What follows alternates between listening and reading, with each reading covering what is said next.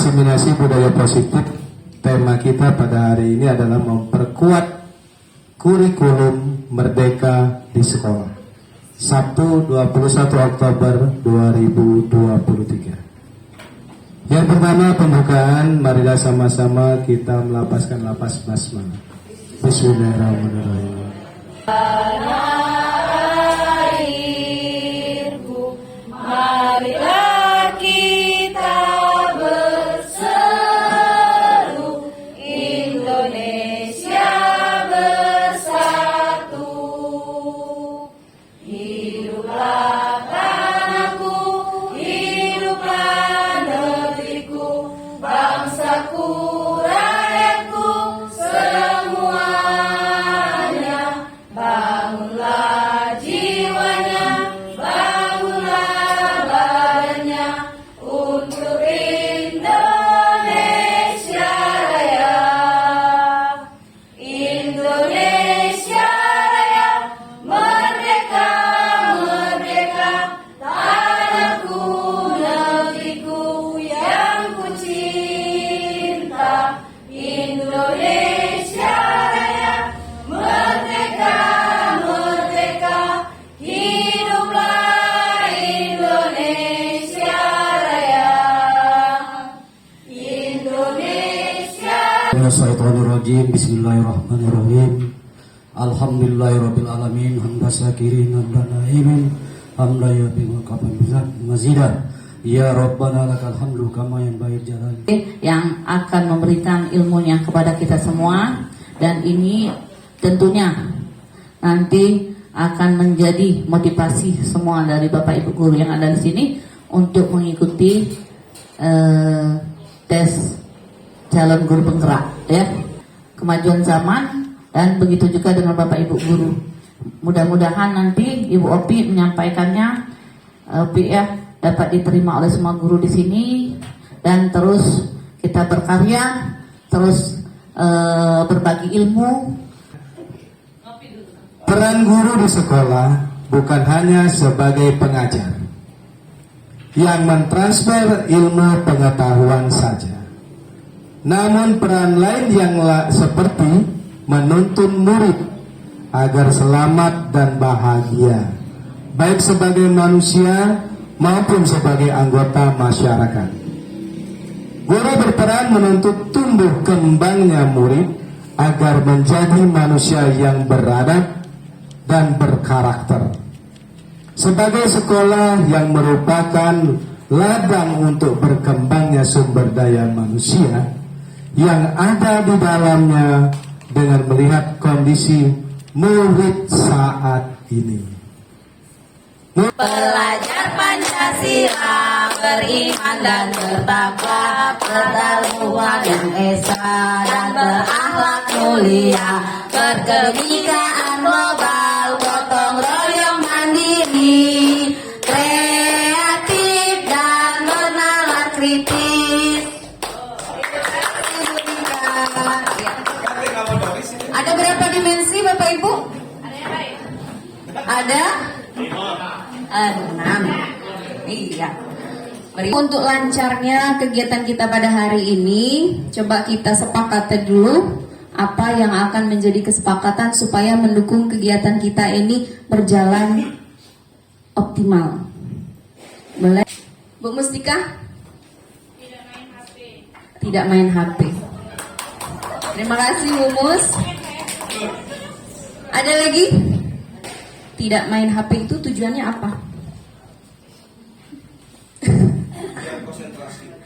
Iya, jadi kalimat positifnya pada kesepakatan adalah konsentrasi mendengarkan materi. Nah, gitu. Jadi itu kesepakatan kita cukup satu, mengingat. Bismillahirrahmanirrahim. Jadi kegiatan ini merupakan aksi nyata saya dari modul 1.4 budaya positif di bulan kedua ya Bapak Ibu. Saya sebagai calon guru penggerak itu punya peran menggerakkan komunitas belajar. Seperti hari ini kita belajar dalam komunitas SD 8 untuk rekan guru di sekolahnya. Mengapa Bapak Ibu? Kita kita memiliki peraturan tentang protokol kesehatan, yaitu penggunaan masker dan cuci tangan. Untuk apa itu? Kan ada peraturan, pakai masker dan cuci tangan. Apa tujuannya? Untuk mencegah. Apa yang dicegah? Penyakit, supaya sehat. Jadi tujuannya adalah kesehatan. Jadi budaya positif ini mengarahkan kita pada sebuah keyakinan yang baik. Nah, keyakinan inilah yang menjadi pondasi kurikulum merdeka. Jadi di sekolah yang aplikasi kurikulum merdeka, harapannya adalah punya keyakinan sekolah, punya keyakinan kelas. Jadi semoga setelah kegiatan ini nanti kita sama-sama punya keyakinan sekolah dan punya keyakinan kelas. Mana yang lebih familiar dengan kita? Peraturan. Kalau peraturan itu datangnya dari siapa? Dari sekolah. Siapa yang membuat? Kepala sekolah. Kemudian menuntun atau menuntut? Menuntun. Sepakat? Sepakat. Nah, menuntun dan pengalaman yang ingin kita cari. Dari tiga kata ini, yang mana yang menuntun? Keyakinan. Apa yang kita yakini di sekolah ini? Ya, nanti saya tunjukkan contoh keyakinan kelas yang dibuatnya oleh siapa? Kalau tadi peraturan dibuat oleh guru, oleh kepala sekolah.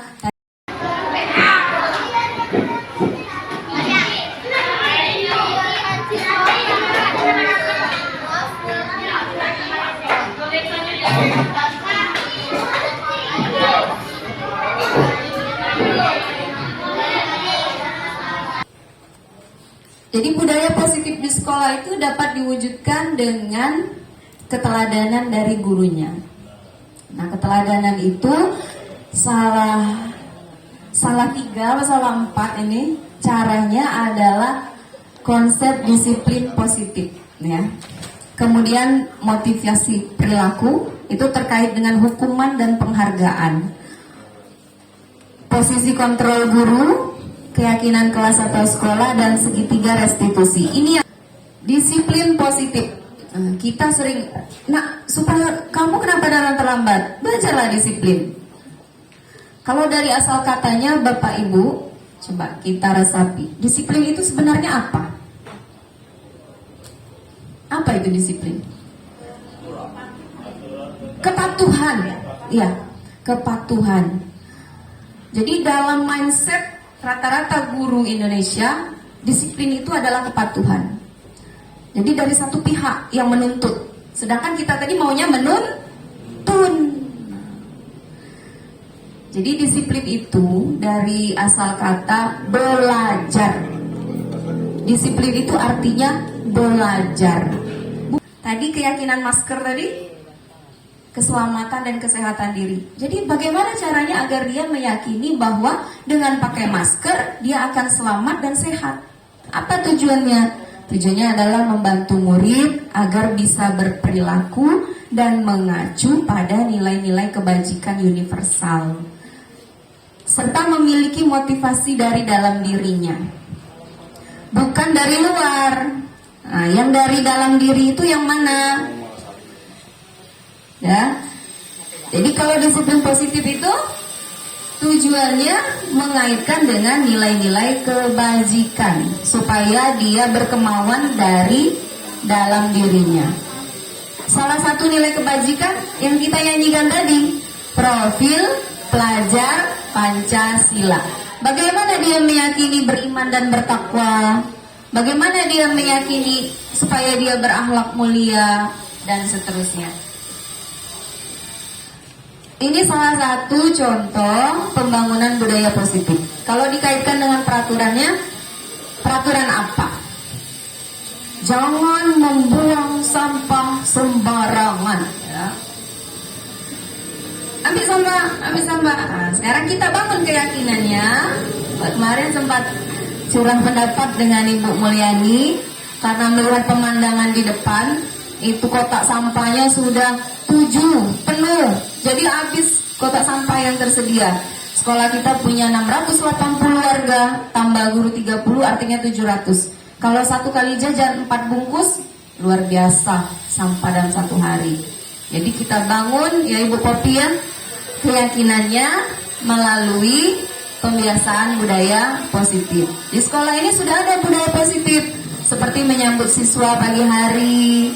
Nah, itu kan supaya dia punya keyakinan untuk saling menghormati tanpa kita suruh-suruh. Mereka langsung karena dibudayakan. Jadi ada hasilnya, buktinya di rapor pendidikan. Walaupun cuma 30 orang, tapi persentasenya meningkat. Sejak kapan kita praktekkan bersalaman itu? Seingat saya 3 tahun terakhir, ya. Maka karakter kita meningkat. Pendidikan itu nggak bisa dalam 1 bulan, 1 tahun langsung berubah, nggak bisa, pasti lama.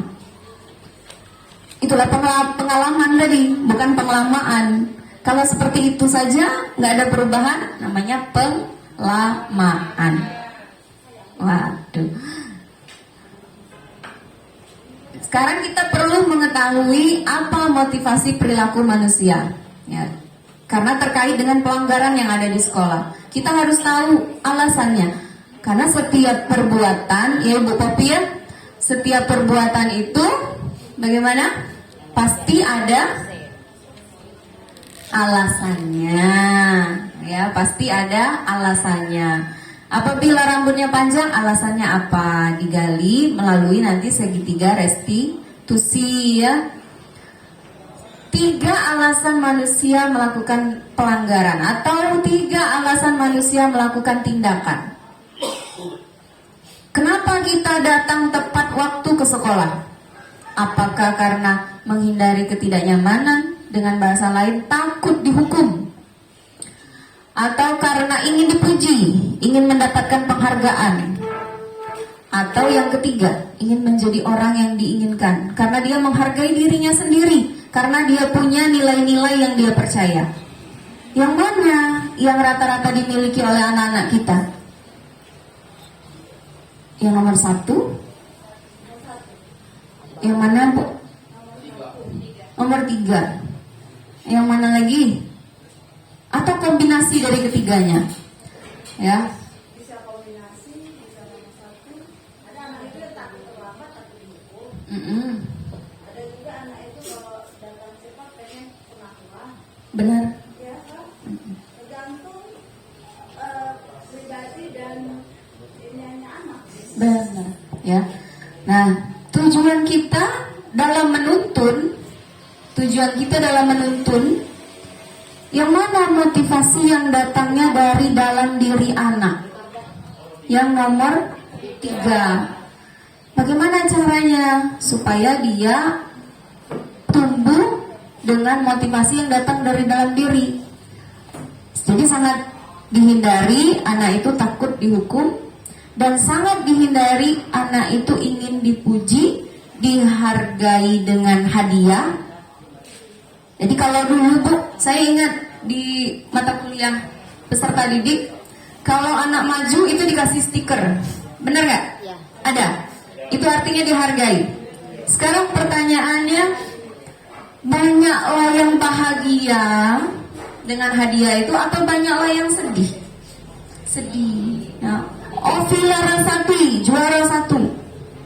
Tangan. Sedangkan ada 28 orang yang kecewa. Apalagi kelas 1 Bu ya. Iya. Iya. Akhirnya gurunya udah seluruhnya dikasih hadiah. Jadi hadiah itu sebenarnya adalah hukuman dan merusak relasi, merusak hubungan.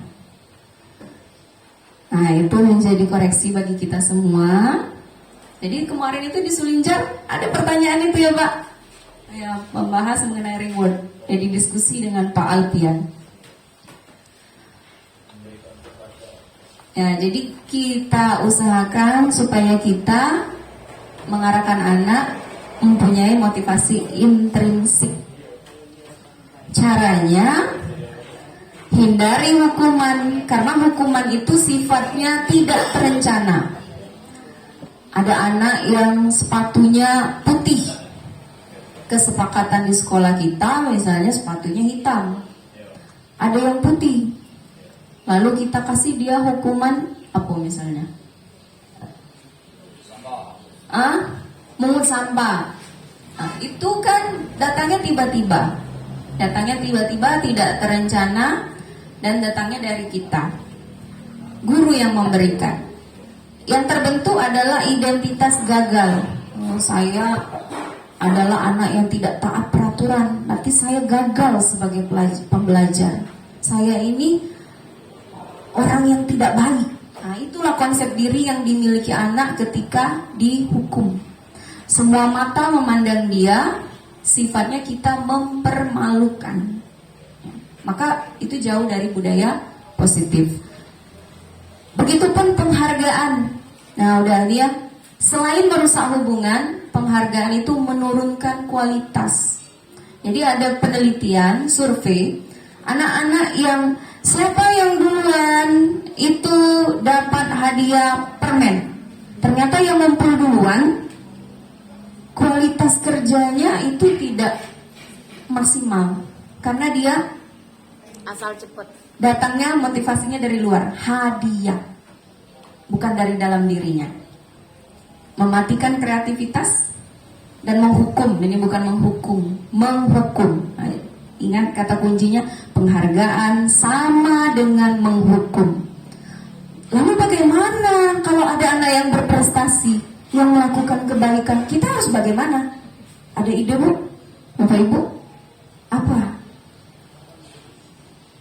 Bagaimana seharusnya kita bersikap?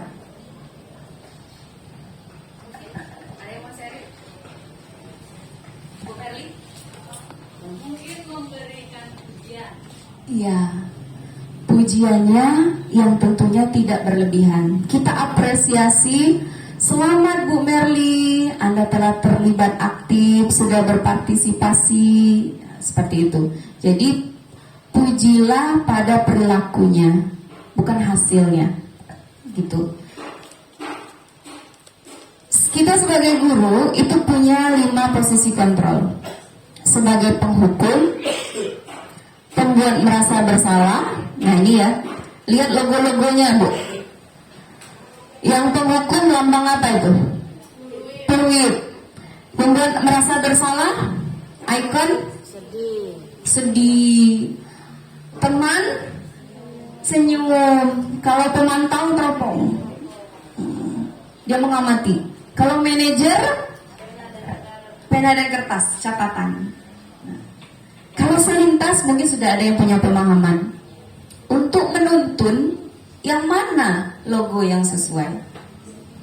Yang tengah, senyum. Kontrol teman ya. Iya. Ada yang lain idenya? Teng-teng, kontrol manager ya. Kontrol manager. Kalau dari ikon, yang teman tersenyum. Contohnya yang teman ya Bapak Ibu. Mungkin kalau yang penghukum saya nggak perlu bahas. Kalau yang pembuat merasa bersalah, kamu nih, Ibu sudah ingatkan berkali-kali. Ya, nanti orang tuamu akan sedih. Ya. Mau jadi apa? Orang tuamu mau nggak kamu seperti itu? Nah, itu pembuat merasa bersalah. Dia akan sedih. Kalau yang teman, ayolah nak, bagi ibu dimarah kepala sekolah. Ya. Ayolah nak, ibu lepay-lepayan jelaskan, ngapa kamu tidak ngerjo-ngerjokan. Anak tidak tersakiti, tapi itu datang dari si guru. Motivasinya masih motivasi eksternal, datangnya dari luar.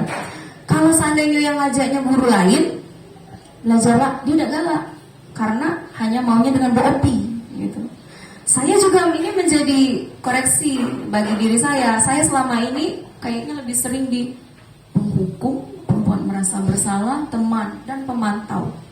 Yang manajer mungkin pernah lah kadang-kadang, tapi frekuensinya masih sangat sedikit. Nah, harapan kita semua, kita di posisi manajer.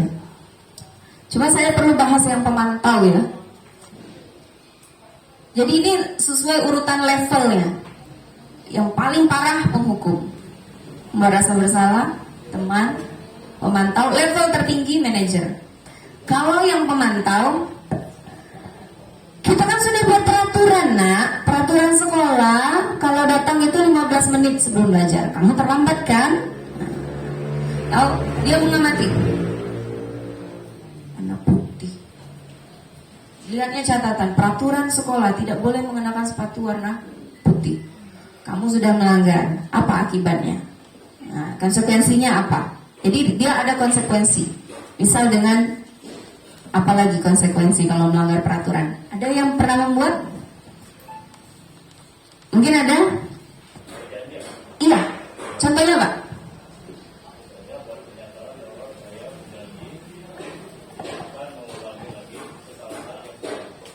Terima kasih Pak Darwis.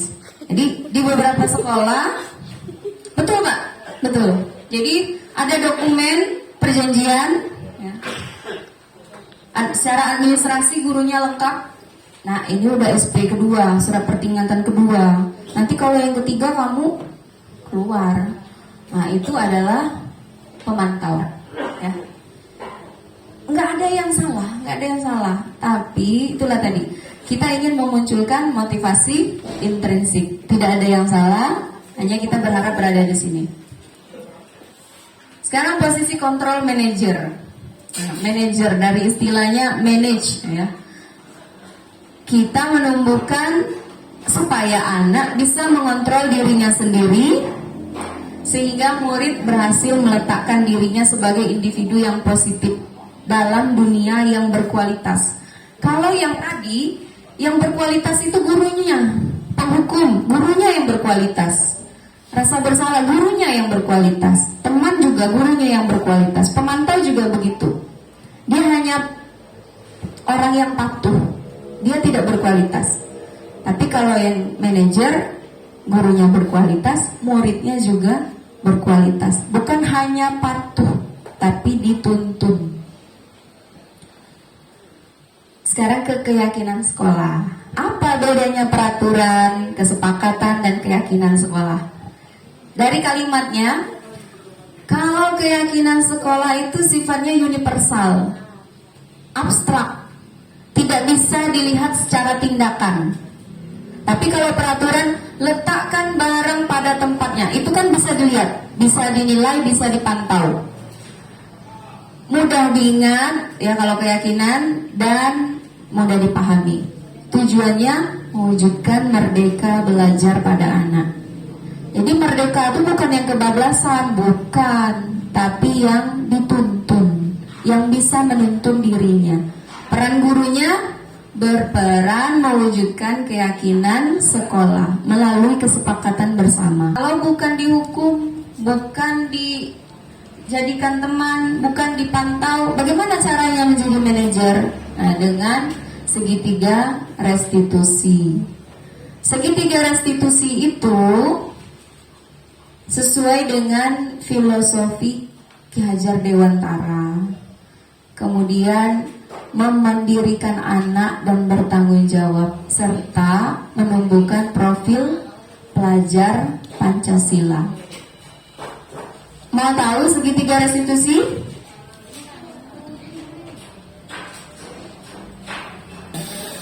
Ada yang sudah mengenal segitiga restitusi? Belum, ya. Di segitiga restitusi itu tahapan yang pertama adalah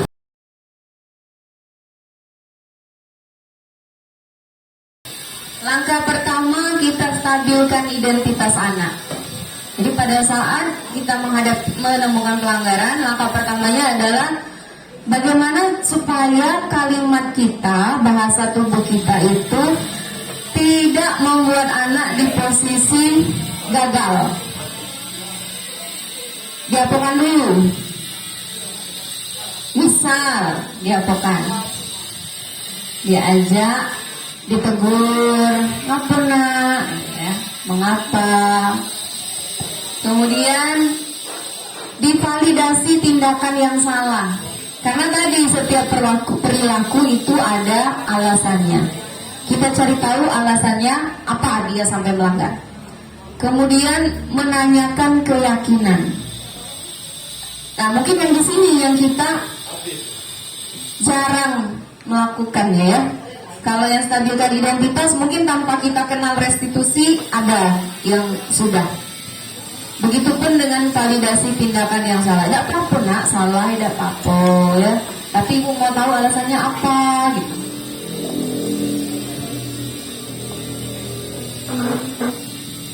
Nah, kalau di kasus ini kira-kira menurut Bapak Ibu keyakinan apa yang dilanggar?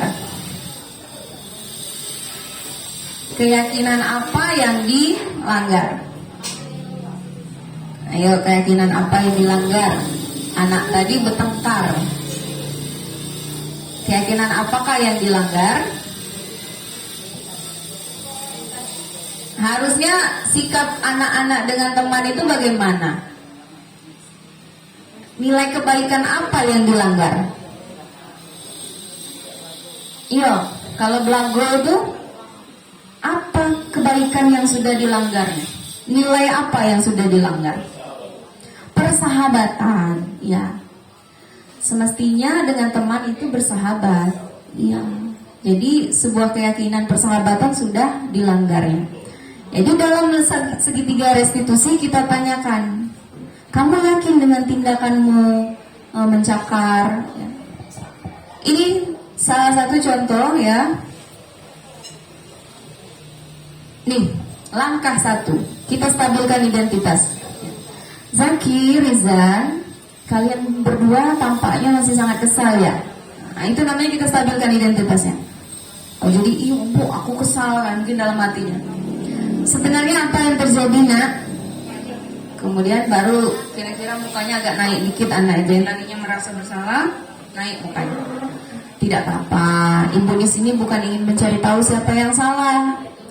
Teman-teman kalian ada yang pernah bertengkar, ya, ada yang pernah. Jadi, kemarin ada yang terlambat, tapi sekarang coba ceritakan apa yang terjadi. Nah, karena kita mau cari tahu alasannya. Karena setiap tindakan tadi ada motivasinya, ada alasannya. Lalu langkah yang kedua, anak udah mulai mau bercerita itu. Mengapa Rizan mencakar Zaki? Saya sedang main dengan teman. Lalu Zaki menyerang dari belakang. Rizan spontan marah hingga mensakar Zaki. Oh, ini maksudnya validasi tindakan yang salah Bapak Ibu. Ini saya garis bawahi ya. Oh, jadi Rizan bermaksud membela diri ya. Nah, itu nantinya kita seolah-olah mendukung dia bersalah. Seolah-olah. Tapi bukan restitusi mengizinkan orang bersalah. Restitusi itu supaya dia menambahkan tindakan yang lebih baik. Dengan cara dijawabnya, iya bu. Lalu tanya, Zaki apa alasannya menyerang Rizan? Rizan mengejek dengan menyebut nama orang tua saya bu. Kan anak-anak SD galak. Ya dikit-dikit nama orang tua ya. Teman yang lain juga ikutan mengejek. Langkah ketiga. Ini masih yang langkah kedua sebenarnya yang validasi salah ini. Langkah kedua. Zaki kesal ya. Oh berarti dia kesal itu kita masih bener kan ya. Zaki kesal ya. Kita juga itu kan kalau seandainya kita sedih. Yuli misalnya curhat dengan Opi. Oh Yuli marah Yuli. Tapi kalau seandainya Opi langsung maaf Yuli selama ini Opi kan selalu berada kayak posisi menasehati misalnya kan. Pasti Yuli kesal kan kalau itu. Akhirnya tidak keluar seluruh alasannya. Tapi kalau lu kesal ya, akhirnya semuanya tercerita. Baiklah, nah ini baru kita masuk ke peran manajer kita. Baiklah, ya. Tindakan kalian tentu punya alasan. Zaki tidak senang diejek, Rizan berusaha bela diri. Namun, ada cara lain nggak yang lebih efektif supaya tujuan kalian itu tercapai? Nah, sekarang dua-duanya sama-sama tersakiti. Ya, artinya kepentingan kita kadang-kadang bisa merusak kepentingan orang lain.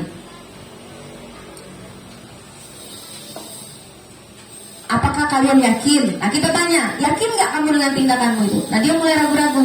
Tidak Bu. Sudah sesuai belum dengan keyakinan kelas kita? Jadi restitusi kalau nggak ada keyakinan nggak bisa dijalankan. Maka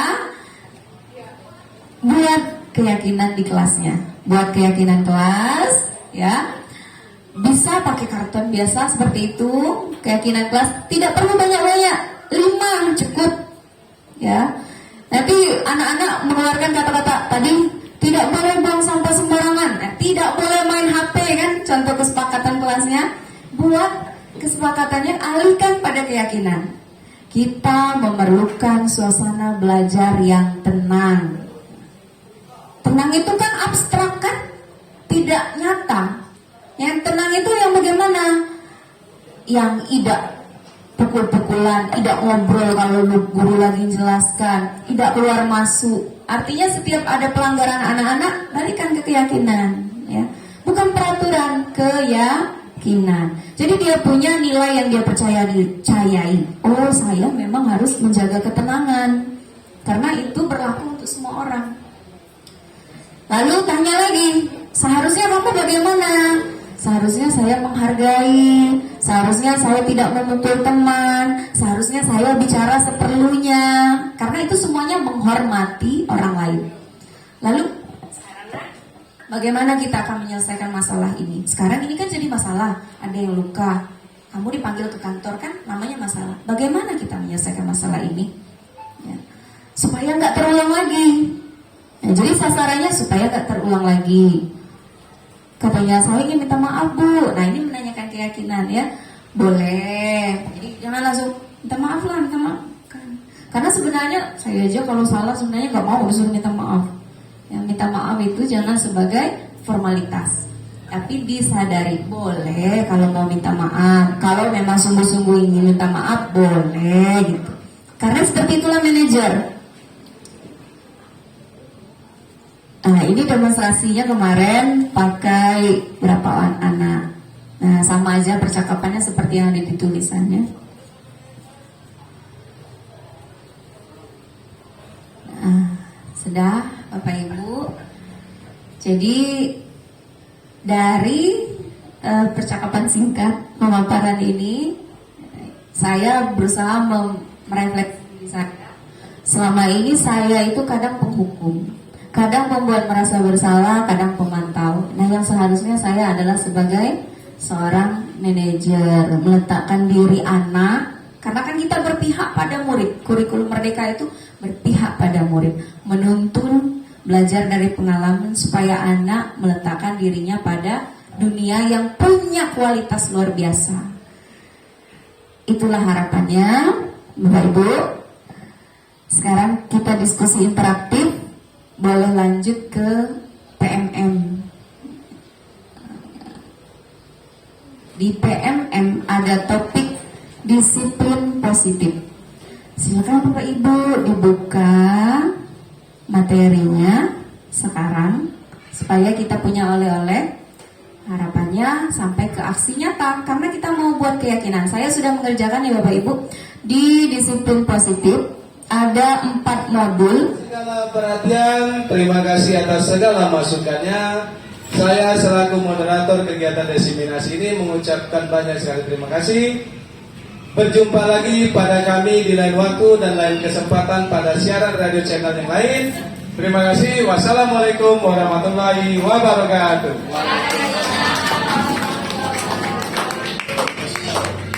Sesi berikutnya kita tutup.